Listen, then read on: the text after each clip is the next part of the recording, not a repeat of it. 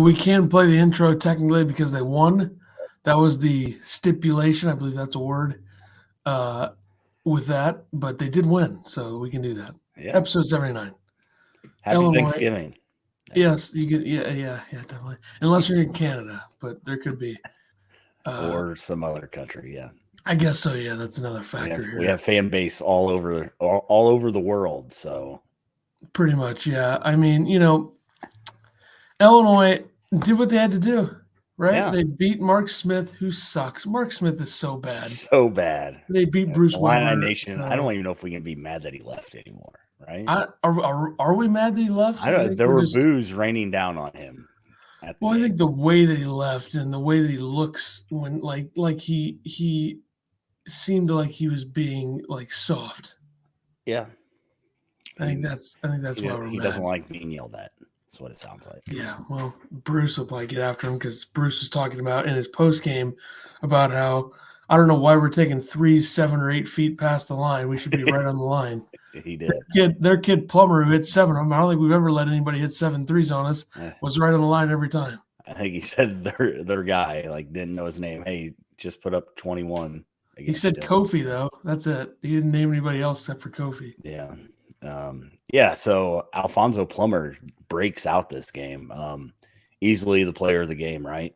I mean, you could probably give it to Coburn just because 23 points, 13 rebounds, pretty solid stats. But I think if Plummer doesn't go 7 to 9 from 3, that Illinois doesn't win this game.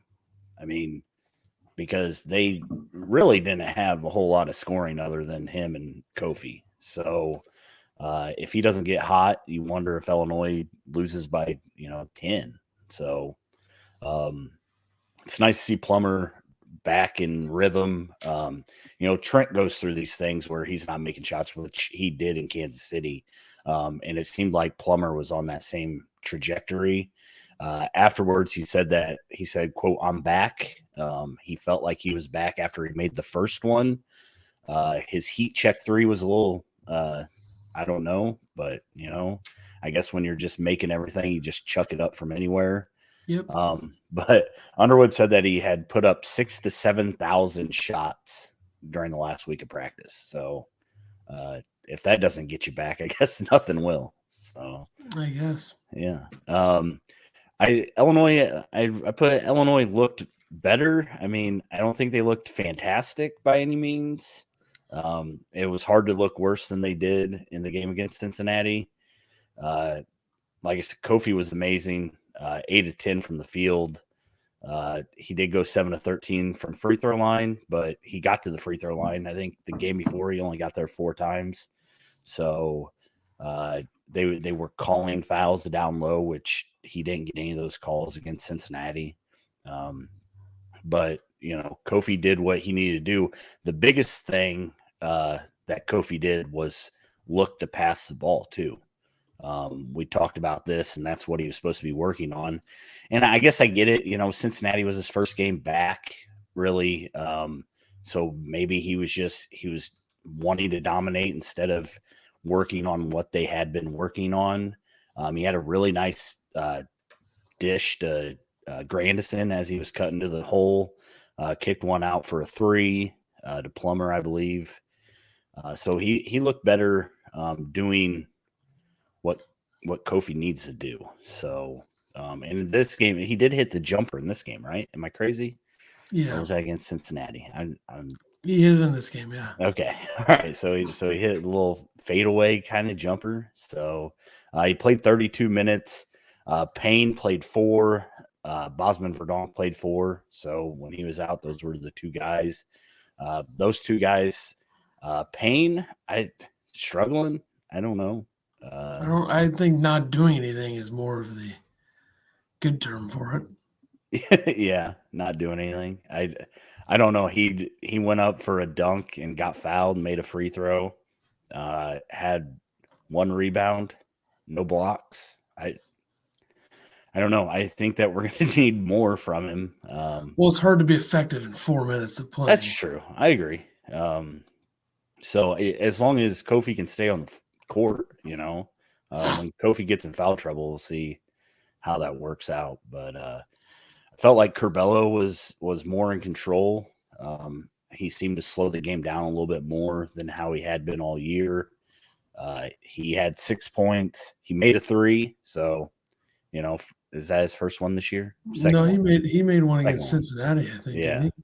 Might be his third one. So almost as many as he had last year already. He only had 2 turnovers, 7 assists. There is some worry about his concussion is acting up, or the long-term effects of a concussion. So 20 minutes, he came over when he came out and basically told Brad he couldn't play anymore. Put his head on his shoulder and talked about that. Brad said that when a guy says no, we're not going to risk him. So there you go. So Curbelo, I don't know. It seemed like it wasn't affecting him until this game, which kind of worries me. We'll see how things work out. But I talked about it on the watch party. He's been cupping his neck, so I'm sure that's been trying to alleviate some of that pain or headaches or whatever he has going on. But the biggest news out of this game, Trent Frazier went down. He's still struggling with his shot, but Trent goes through these phases where he does struggle. But 0-13 from 3 over 2 games.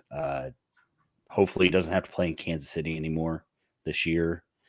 And but it seemed like he kind of took over the point in some instances, maybe alleviate Curbelo and the pressure that's been put on him to try to lead this team. But injury update on it.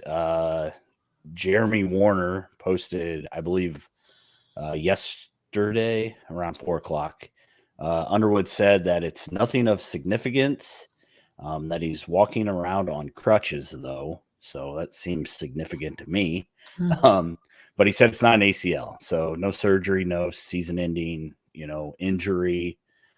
I don't know when he'll be back. I assume he won't play tomorrow. I don't think there's any reason for him to play tomorrow, unless it's just, overextension or whatever. I did see Plummer said yesterday Saul, y'all prayers about my boy Trent. He's okay. Nothing to worry about. He will be back. So thanks for the update, Alfonso.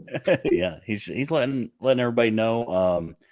Him and Frazier apparently boys. They dance together in TikToks. Kind of pisses off some of the Illini Nation. I don't know, some old guy. I don't even think he's that old.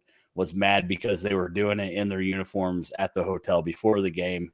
And then Plummer goes 7-9 from 3. So that guy can shut up and smoke some weed or whatever the saying is. He could do that. I mean, I don't even know why people pay attention to that stuff.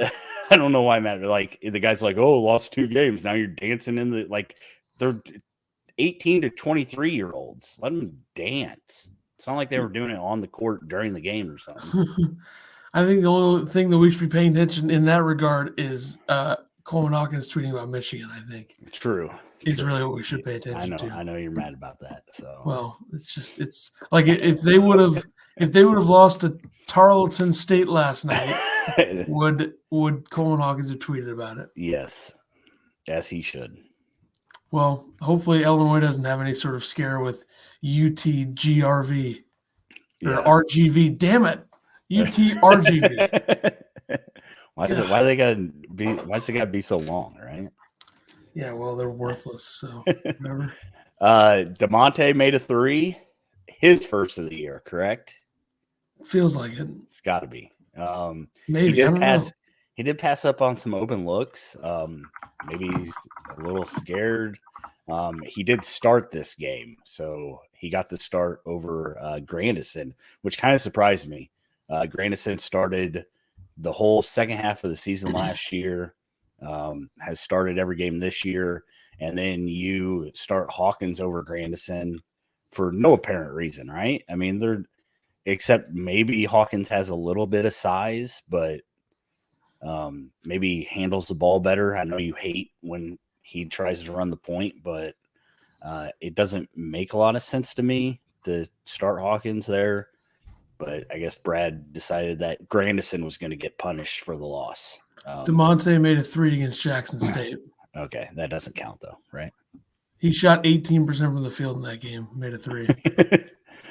He did have 7 rebounds, so he's second this game. He was first last game. DeMonte's doing DeMonte things. He played 31 minutes in this game. So 2 for 11 on the season from 3.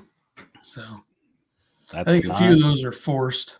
Yeah, there were a lot of forced ones, I think. A couple have been just misses. I'd say a handful have been forced. So Hawkins, 6 points, 3 assists, 4 rebounds.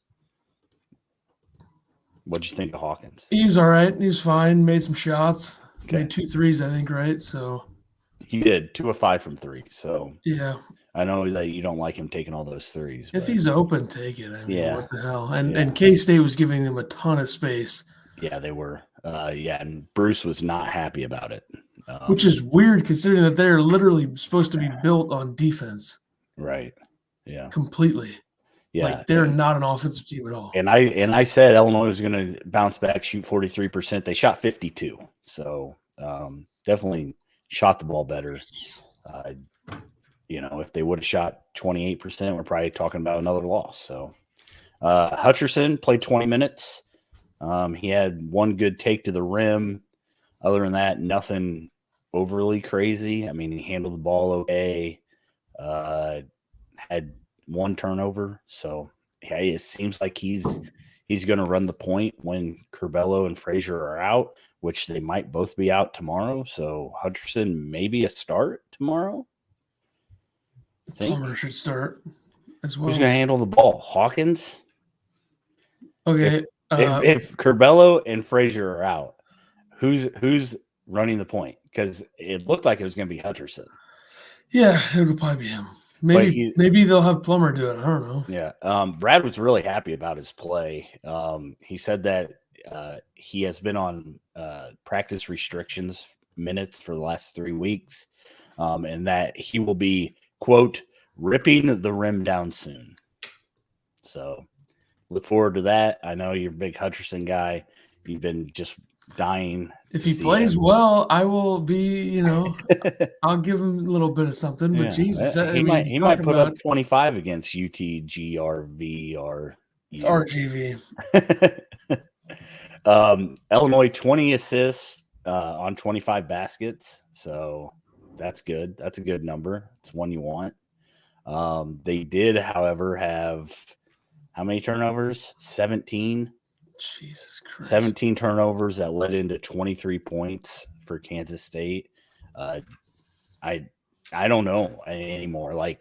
Illinois is this defense team. They only forced 4 turnovers. So against K-State, you would think that they would have a few more. Brad Underwood said afterwards that he thought their defense looked good. He said there was a little lull, but other than that, they look good. But you only force 4 turnovers, and then you cough it up 17 times. They're going to struggle to win games if that's numbers that keep happening. Closeouts aren't very good on defense. Yeah, and a big part of that's Curbelo. Yeah. Curbelo looks lackluster on defense. He doesn't get a hand up. He doesn't get out to a guy. And Bruce was mad because they were shooting so far back. But I mean, if a guy's not going to close out on you, I guess you'll take him. And I think a big part of it, Brad did talk about the pick and roll or their defense against it, and it seems like Curbelo literally just runs into the guy screening and doesn't try to fight through it at all. So if Curbelo's guarding the other point guard, you're going to see that a lot until he starts breaking through. And maybe he was just slow last night. I don't know, but he's got to clean it up. We did hold Mark Smith to 4 points on 2 of 8 shooting. That's solid. What did Brad say? Underwood said, quote, Mark can really shoot it. Can he, though? Can he? Can he shoot it? Maybe against teams like UTRGV, he can shoot it. Yeah, I don't know. And then I did see Plummer was talking about Brad's pep talk after the game. I just wanted to throw this out there. Coach told us a good message. He was right. He said, if life hits you, the weak are going to back down. They're going to quit. The strong are going to respond. They're going to find a way to respond. They're going to find a way to learn from their mistakes and keep fighting. That's why they call us the Fighting Illini. We're always going to fight. Seems a little dramatic, does it not? I love it. I love it. Could you imagine Brad hollering that at you? A little dramatic for me. Okay. Yeah, last thing, Underwood said that he enjoys getting dinged early in the season, and he doesn't just want to play bye games. If you don't know what bye games are, they are UTGRVU. RGV, yeah. And I don't know if he says this, but it's not like, I mean, you're going to play a multi-team event depending on who invites you, right? So he doesn't really have a choice in that. The only scheduled game that's not a Gavitt game or the ACC is Arizona. And I believe Arizona was supposed to be one there, and one here, and then it's done. So we'll see if we don't really have any bye games, because UTRGV and then FAMU, and then there's one more, right? That's Pennsylvania. St. Francis, yeah. So I don't know. It seems like Illinois is playing plenty of bye games. He enjoys getting dinged up, huh? He enjoys it, he said. So well, let me just say this about Mark Smith real quick. How about the fact that he pulls up from like 30 feet and not even close, and then gets pulled out and like barely plays up to that? Yeah. Great move by Bruce. Great move. Probably he's realizing, why the hell is this guy on my team? Because he stinks. He's thinking, man, this guy's trying to force everything to prove to Illinois they lost somebody good. Yeah, every time he plays against Illinois, even though he's been on the winning side multiple times, he does nothing. Yeah.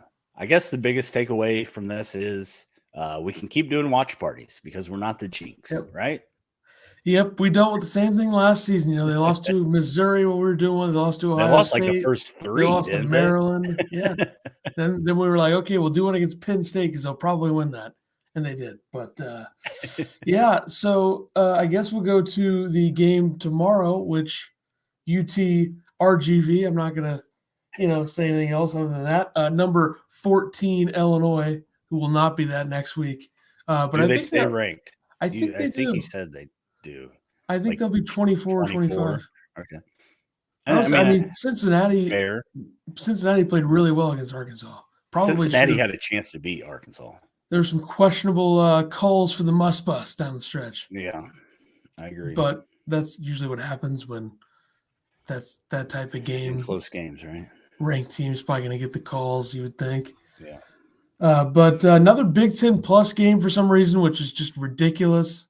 Is this the last one, or is the St. Francis game a Big Ten Plus game? That's TBD. I think the other two bye games, against bad teams are TBD, which probably means Big Ten Network or Big Ten Plus. I just got to know if I got to spend another $10 on this stuff. Well, the end of December, a couple seasons ago, they played North Carolina A&T, and that was on ESPNU. So maybe we'll get lucky with that. Okay. I mean, throw them on ESPN News. What the heck? Yeah, why not? They got nothing else going on over there. It's the only time anybody watches if there's any games on there. It's safe to say that UTGRV, damn it. Nope. is one of the three worst teams that Illinois is going to play. They are bad. They're worse than Arkansas State. I don't think they're worse than Jackson State, but it's not good.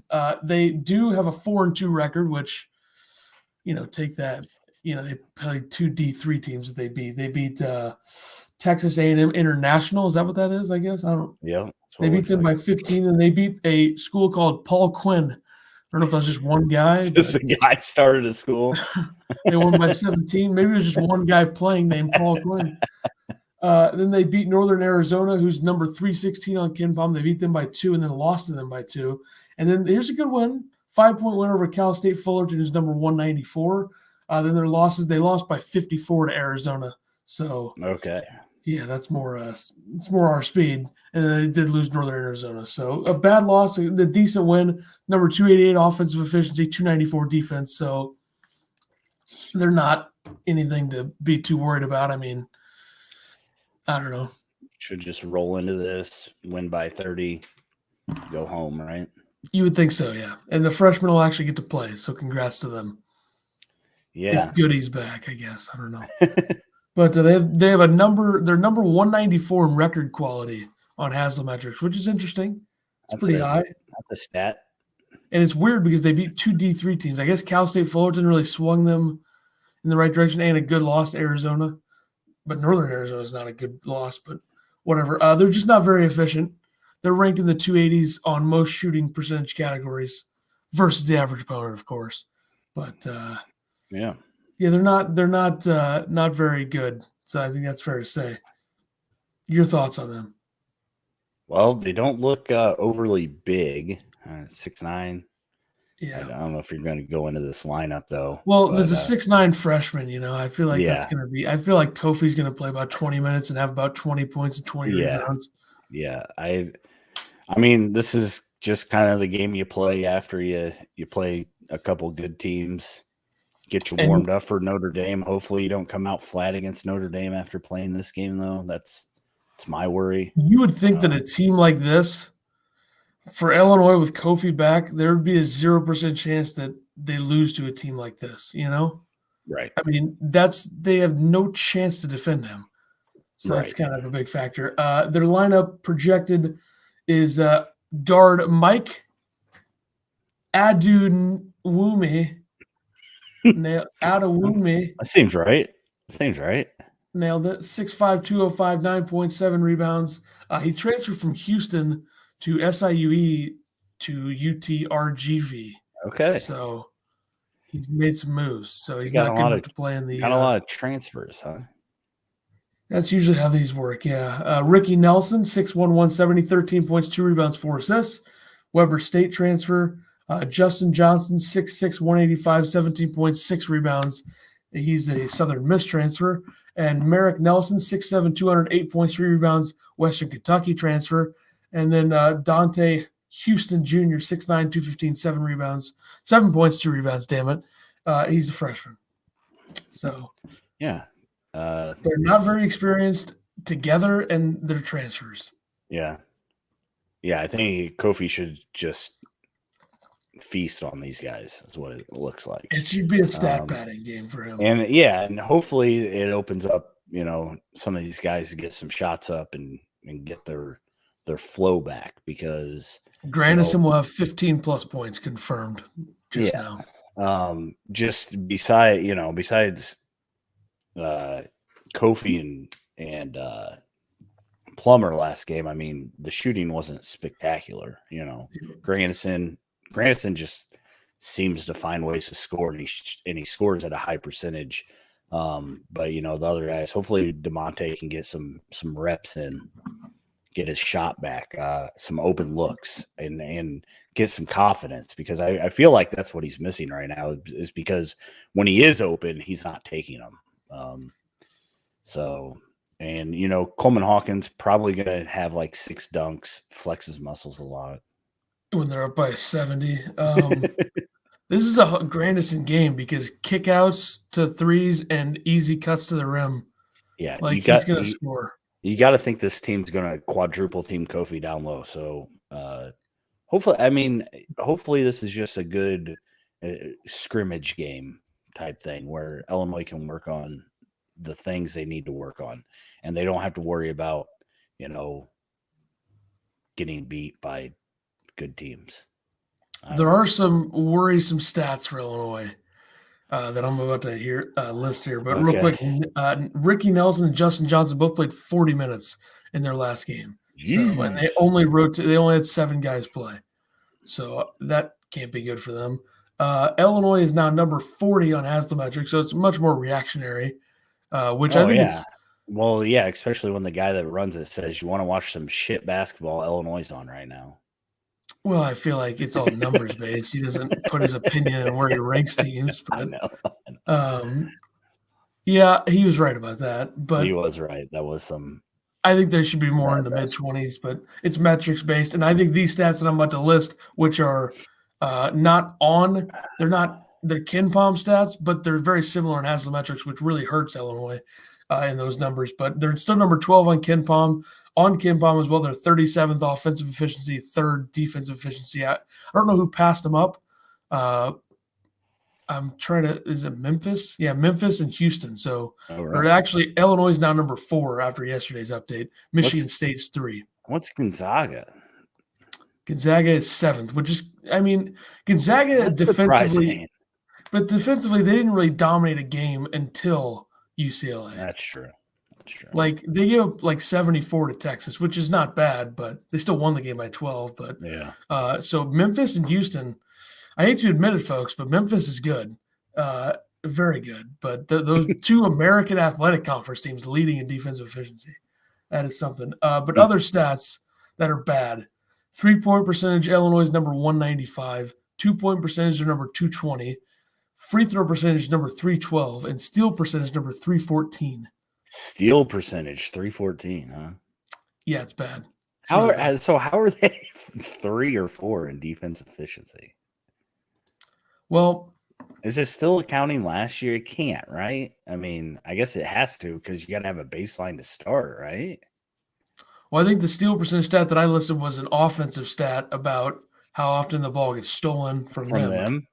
But okay, defensively, so that's a turnover stat, is what you're telling me. Yeah, defensively, they're number 155. 314. I'm surprised they're not last. A big reason why they are number 4 defensive efficiency is because their 2-point percentage, they're 30th in 2-point percentage against, and 86th in 3-point percentage against. They're 25th in effective field goal percentage against, and 34th in offensive rebounds. So they don't allow very many offensive rebounds, and they're 5th in offensive rebounds percentage for their offense.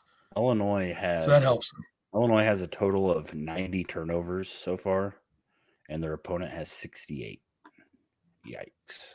Yeah, but offensively they are struggling to see how be many efficient. How many they're averaging? They got to be averaging like 18 a game. Well, 90 divided by 5, right? Yep. 71 points, 92 points, 66 points, 51 points, 72 points. So very up and down offense. They're averaging 18 turnovers a game is their average right now. That doesn't seem good. Unreal. I mean, that's unreal, right? Yeah. I mean, that is awful. They had 18 against K-State. 18 against K-State, 14 against Cincinnati. So the game they looked the worst, they had only 14, which is interesting. Marquette, they had, 26 casually. Arkansas State, they had 13. And Jackson State, they had 19.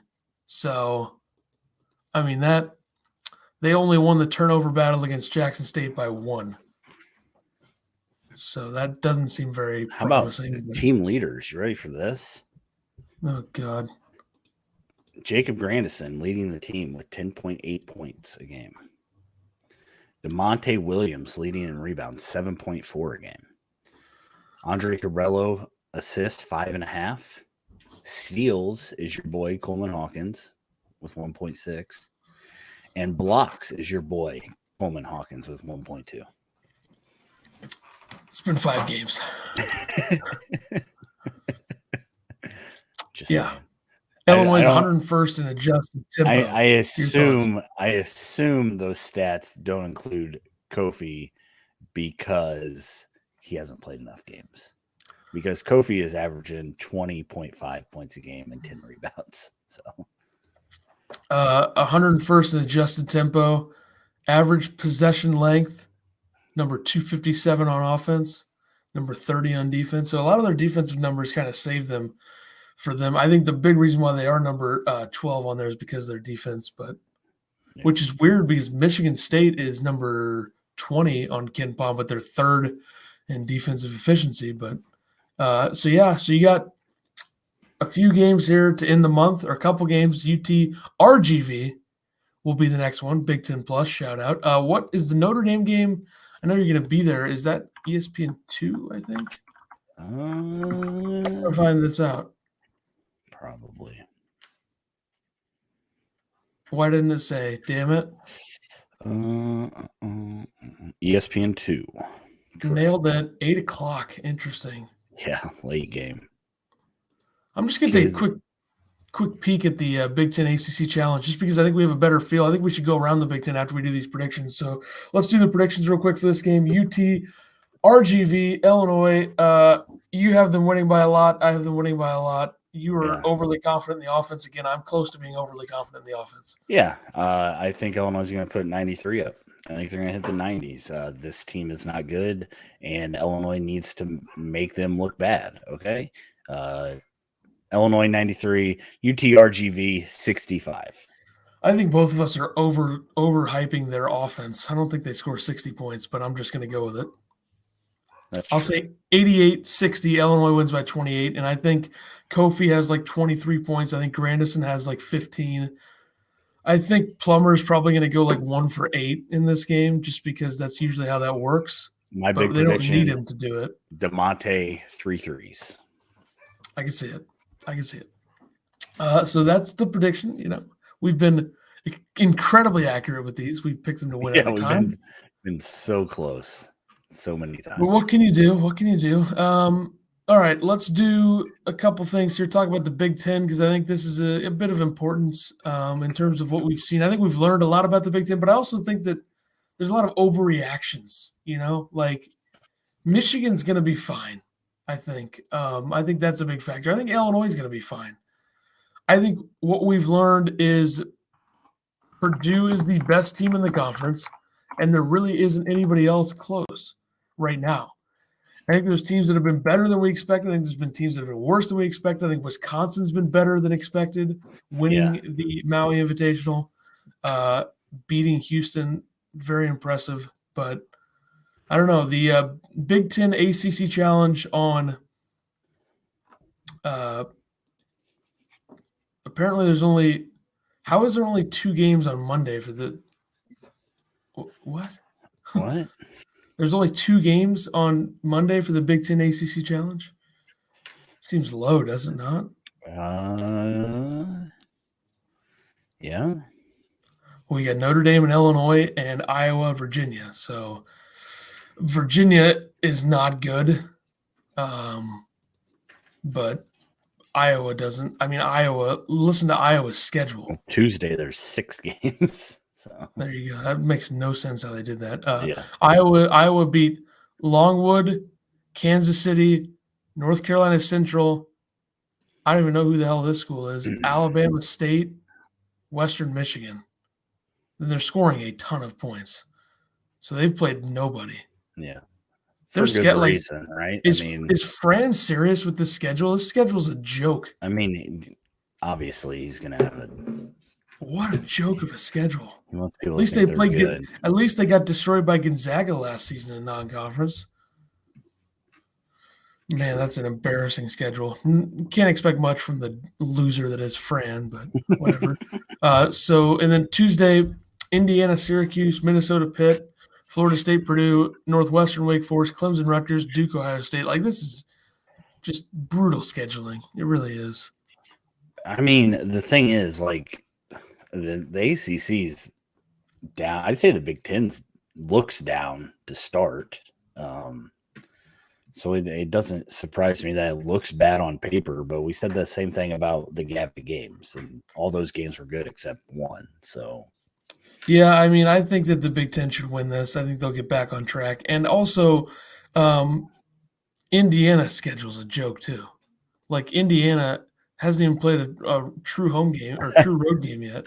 I saw that it was on Facebook or something that CBS Sports or something shared that Indiana and Purdue are 3-0 against Power 5 conferences or whatever, and then it said the rest of the Big Ten 6-10, and it's like, how do you even put Indiana in that? Like, they literally played St. John's.